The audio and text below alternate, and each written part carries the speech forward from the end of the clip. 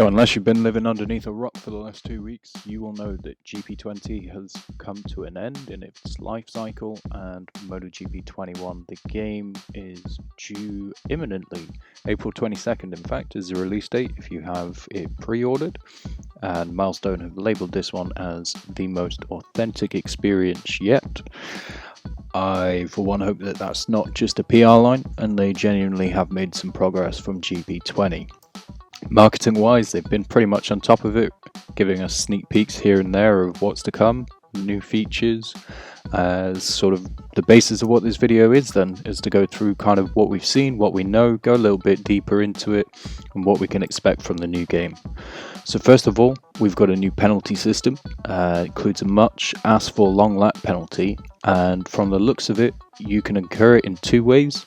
So you can jump the start and get a double long lap penalty, or with a new off-track warning system, it essentially looks like if you get 5 strikes for going out of track limits, you'll then incur a long lap penalty. For me, this has been welcomed and well received. It's pretty hard to mess up implementing this. I think it's going to go down pretty well. I just hope that in multiplayer there's an option to enable it, especially for those who are involved or run league races. I think this is just going to add a whole new depth to the way in which you can host league races, the way race directors can take control of a race, penalties can be dished out. It's a win-win all round, to be honest. They've also changed the UI. In the first video that they showed us, the UI has changed on the left, and as well as the dashboard itself has had quite a makeover. If you look closely, we now seem to have an extra setting on all the electronic aids as well. So GP20 would go up to a max of 4, but this game seems to go up to 5. So that's going to be interesting to see how that works with the game. Obviously, your electronics will cut in at the point of traction loss, anti-wheelie, they'll also control your engine braking. Having more is, in my opinion, a good thing, because it means you have more control over what's going on with the bike. It's, again, right now, everything is sort of hypothetical until we get in and play the game and see how it works. But if you noticed on the dash, there's now 2 circles on either side of the tyre, and that brings about really the next new feature, which is brake temps. GP20 was overall regarded as an improvement from GP19. However, a lot of players struggled to get used to the way the front brakes worked. There was a lot of bite, and a lot of people were endoing into turns, was struggling, especially on the MotoGP bikes, to control the endo, get the bike stopped in time, and not just flip over into the turn under braking. There were a few sort of questionable approaches to ride through this.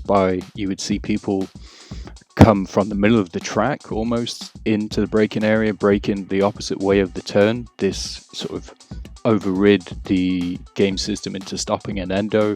Some people I heard would use right away backwards. There were a lot of ways to kind of approach this, but it seems like with this new brake temperature feature, in which you basically have to modulate the temperature of the brakes, very similar to what you would have to do in GP20 with the tires, is now implemented onto the brakes. So it looks like you can manage this as well by having an extra option from what I've seen in terms of the brake disc sizes, but that now actually plays more of a part in terms of keeping your brake temperatures good, because if they're too cold, they're not going to work. Also, if they're too hot, they're not going to work. How realistic this is to real life. The carbon brakes, although I've never ridden personally with carbon brakes, from what I hear, they operate at an optimal temperature. So it's a good step in a way to be more realistic to what the MotoGP guys are doing these days.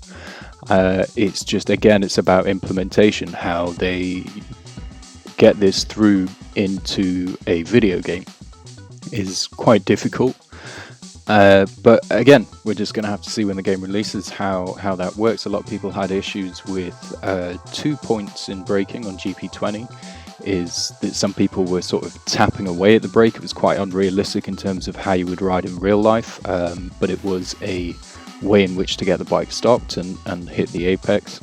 But also, for me personally, one of the major issues with this braking was there was no vibration feedback. So if you went in too far trail braking, normally when the front starts to lose grip, you would get a vibration pull through the control, and that would kind of give you a pre-warning of a crash coming, so you could back out.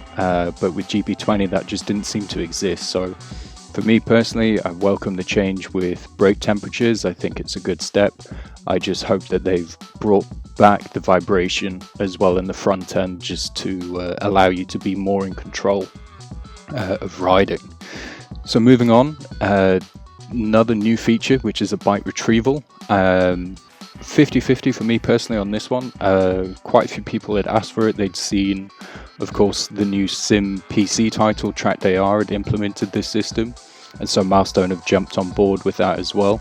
As far as what we've been shown and can see, it's only going to be available in single player on launch, and it looks like a little bit of a sort of mini game once you fall down, using the analog sticks to control the rider to go up towards the bike. We haven't really seen how the bike gets picked up. I don't know if there's sort of like a range in which a automated sequence kicks in and the rider is just on the bike, or if he actually has to pick the bike up. We've yet to see sort of any footage or images of that happening. So for me, again, it's a nice addition. I just think that there are a few downsides to it. Obviously, Milestone have said that it's not going to be a multiplayer and the AI won't be affected by this, because the coding of that is a little bit more complicated than they thought. So they're looking to include it in future updates, which, you know, will be good. But I think personally it's a nice feature. It's going to add an extra penalty to a crash. But for newer players, the game is not the easiest to play. And yes, you can tune the settings to be more of a beginner level than a pro, but you crash a lot in the beginning of the game on any setting, because you're learning how to ride a bike in essence. And I just think with this feature that the novelty is going to wear off it pretty early on, especially if you're crashing sort of every corner, every 2-3 corners. It gets boring after a while, and especially if they haven't worked on the actual crash physics. Many of you, I'm sure, have had your bike just absolutely skyrocket out into space. How that's going to work out with, you could end up picking your bike up at the end of a very long straight, and I just don't think running down that straight, yeah, it's going to be funny, but like, what are you losing there? 30-40 seconds easy?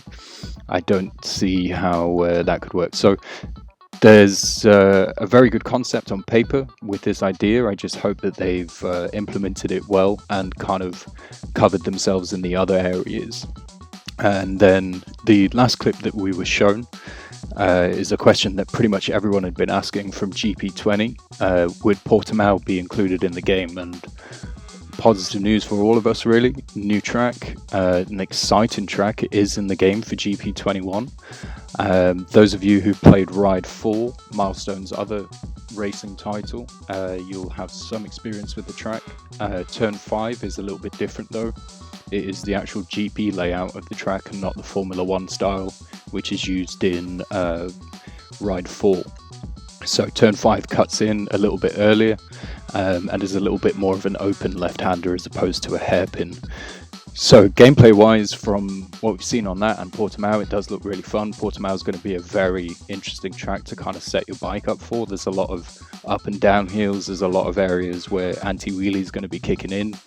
And I think it is going to be about who can control their wheelie the most, who can set the bike up best for that, is probably going to be the quickest. I don't think it's going to be about necessarily who can ride the quickest. It's about who can set their bike up the best, which is a good concept to bring about, because they have, of course, for GP21 given the bike suspension a complete overhaul. We've seen some images of more in-depth setup screens. There's a lot more options now available. The measurements in which you can change them are still the same, 0 to 10. Looks like the base is obviously 5 down the middle.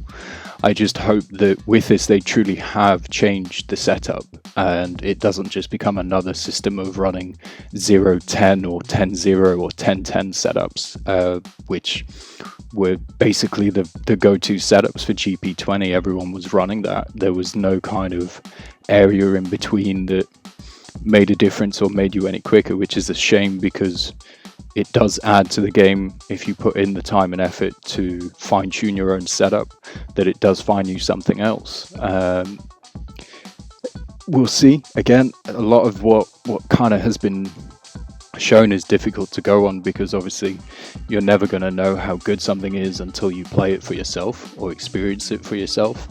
But there's a lot of positive things down on paper. Some other features that they've added, of course, historic mode is back. They've got over 40 riders and bikes from the past. No details yet on which ones. We have seen that if you do pre-order the game, you get 5 of these riders.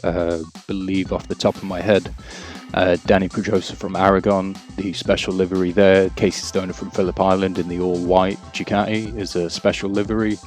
Valentino Rossi at Assen in the Fiat multicolored with pink and light blue is one of those as well. For me, I didn't really go through a lot of the classic modes or historical riders on GP20. I was kind of disappointed. I really would like to see some of the more classic 250 and 125 two-strokes from the past come in.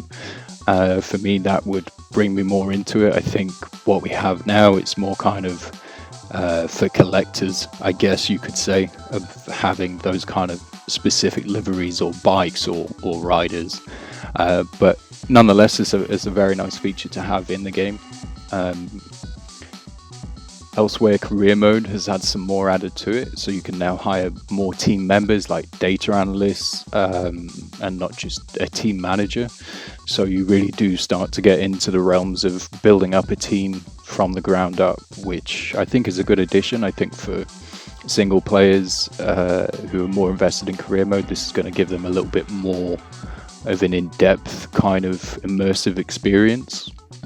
It's going to be interesting to see exactly what that offers, the additional crew members, how it affects it. Of course, the junior team is coming back. Again, that's only available once you sign a Moto2 or MotoGP contract, so you won't have it in your first year on Moto3.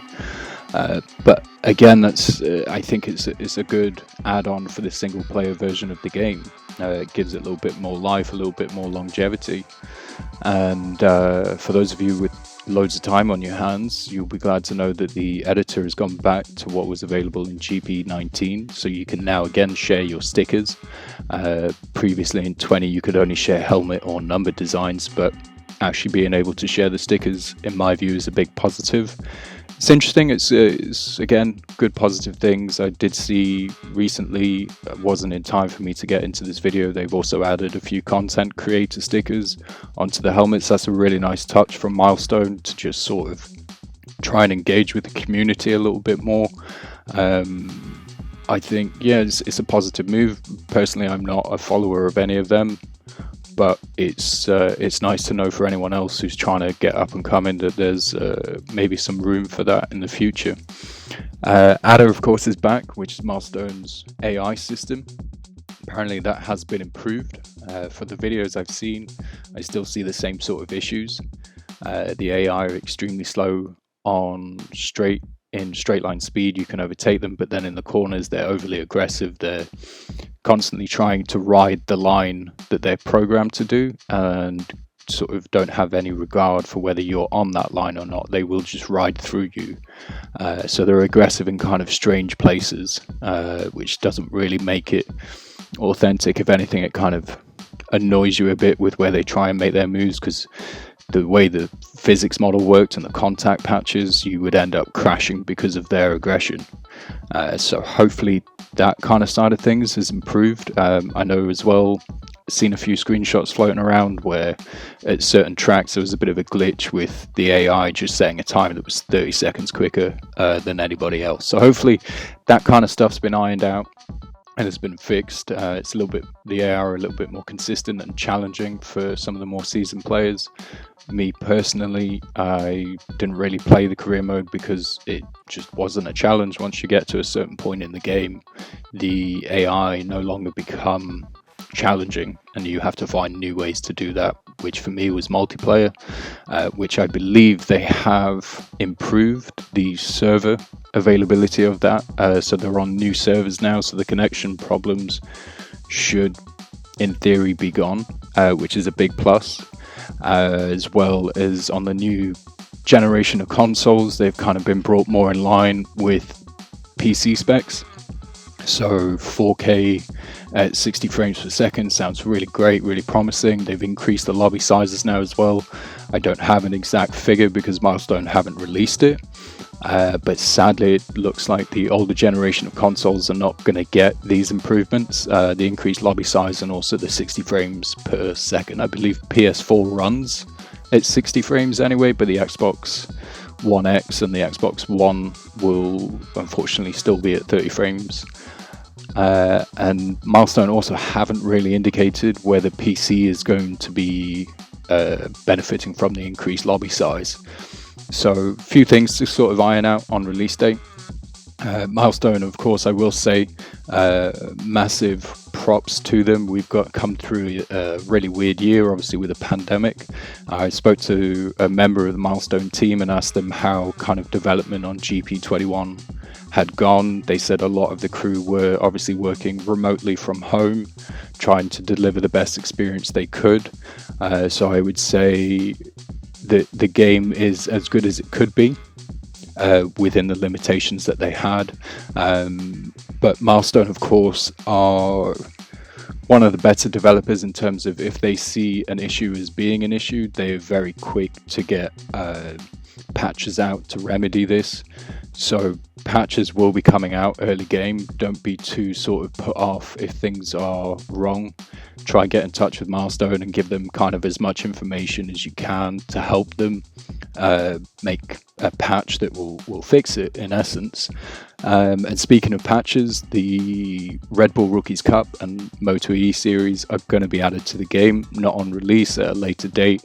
And of course, the reason for this is those series actually start later on in the year, so riders, team liveries and sponsors haven't really been finalized yet, so Milestone obviously don't have that information, but when it becomes available, they'll obviously implement it into the game through a patch, which is good because it, adds a bit of longevity to the game to have stuff to look forward to coming in the future. And yeah, I guess kind of that's everything that we know and have seen. Game is released on the 22nd of April. If you're wondering what you've just watched, who you've just listened to, my name's Hades, of course, and yeah, just starting up a new YouTube channel. I've been around in MotoGP games for a long time, been around in bike games for a long time as well. Do stream a lot more than I do on YouTube, so leave a link to my Twitch down in the description.